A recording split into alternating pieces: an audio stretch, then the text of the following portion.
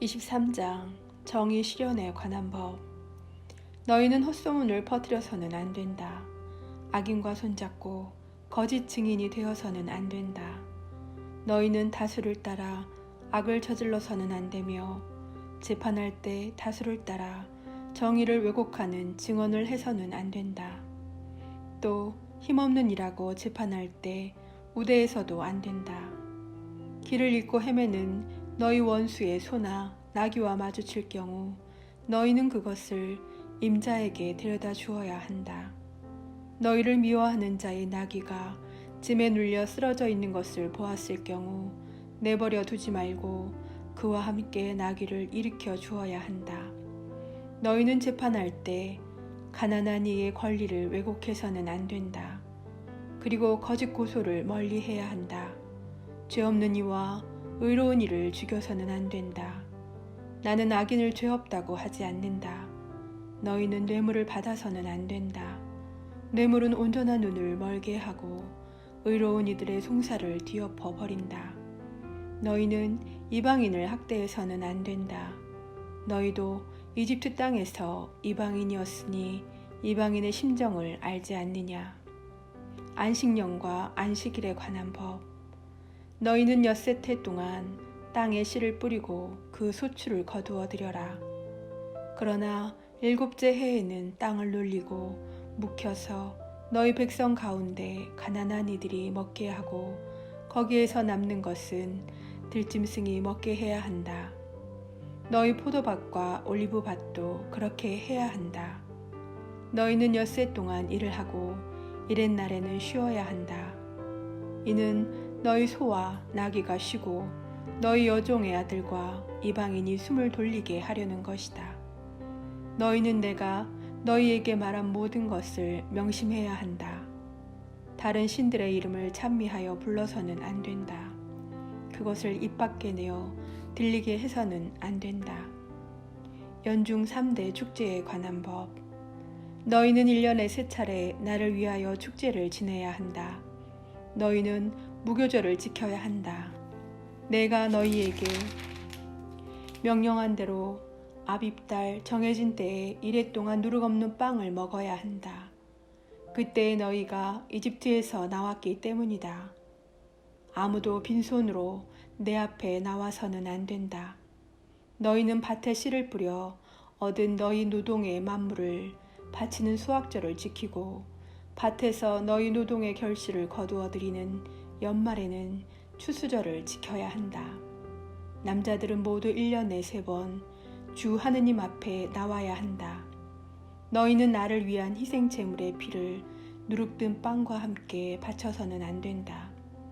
또 축제 때 나에게 바친 국기름을 이튿날 아침까지 남겨두어서도 안 된다. 너희 땅에서 난 만물 가운데 가장 좋은 것을 주 너희 하느님의 집으로 가져와야 한다. 너희는 새끼 염소를 그 어미의 젖에 삶아서는 안 된다. 가나안 땅 입지에 관한 약속과 경고. 보라, 내가 너희 앞에 천사를 보내어 길에서 너희를 지키고 내가 마련한 곳으로 너희를 데려가게 하겠다. 너희는 그 앞에서 조심하고 그의 말을 들어라. 그가 너희 죄를 용서하지 않으리니 그를 거역하지 마라. 그는 내 이름을 지니고 있다. 너희가 그의 말을 잘 들어 내가 일러준 것을 모두 실행하면 나는 너희 원수들을 나의 원수로 삼고 너희 적들을 나의 적으로 삼겠다. 나의 천사가 앞장서서 너희를 아모리족, 히타이트족, 프리즈족, 가나안족, 히위족, 여부스족이 사는 곳으로 데려갈 것이다. 나는 그들을 멸종시키겠다. 그러면 너희는 그들의 신들에게 경배해서도 그 신들을 섬겨서도 안 되고 그들이 하는 짓을 따라해서도 안 된다. 오히려 그들의 기념 기둥들을 부수고 깨뜨려 버려야 한다.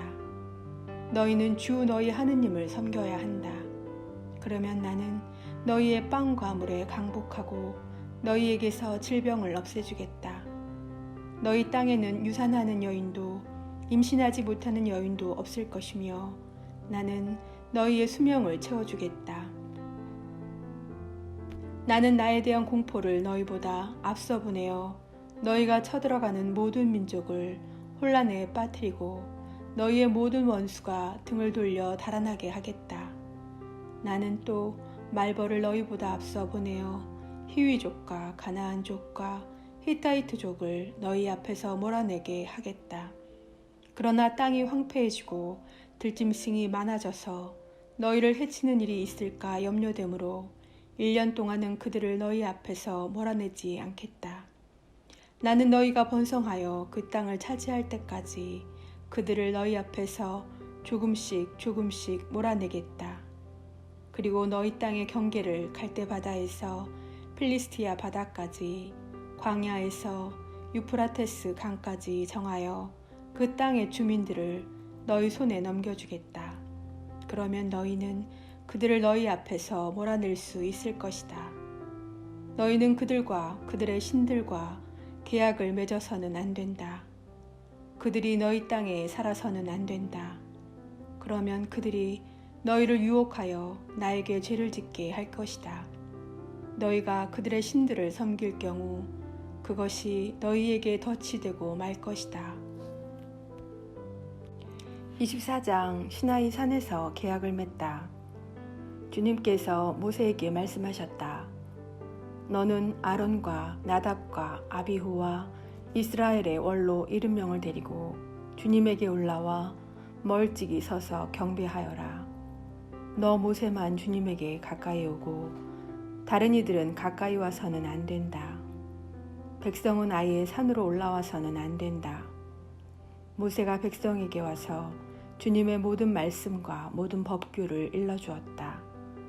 그러자 온 백성이 한 목소리로 주님께서 하신 모든 말씀을 실행하겠습니다 하고 대답하였다. 모세는 주님의 모든 말씀을 기록하였다.